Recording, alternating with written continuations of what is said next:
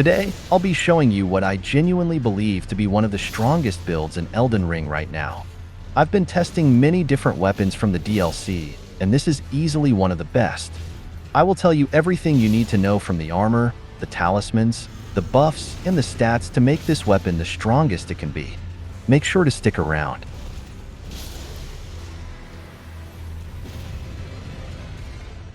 Let's start with the weapon, the Bloodfiend's Arm. This new colossal weapon deals physical damage. It scales with strength, dexterity, and arcane. It can also be infused with Ashes of War and affinities, making it very versatile. For the Ash of War, we'll be using Royal Knight's Resolve, which will increase your next attack by a whopping 80%. This pairs really well with most colossal weapons, especially in a charged attack build like this one. For the affinity, you have two options. Blood will add a crazy 223 bleed build-up on the weapon. This will let you proc bleed with literally a single attack on most enemies that aren't immune to it. It comes with the trade-off of having less raw damage than most other affinities. Note that this is less of an issue in the DLC, as the seductory fragments will increase your AR very high regardless. The second option is Occult. This affinity will give you an S scaling with Arcane, giving you the highest AR possible on this weapon. Both affinities are very strong depending on the situation. Blood will be better in most cases against enemies that can bleed, and Occult against everything else. I will be using Occult in the showcase, but make sure to try both. It costs nothing to switch them around.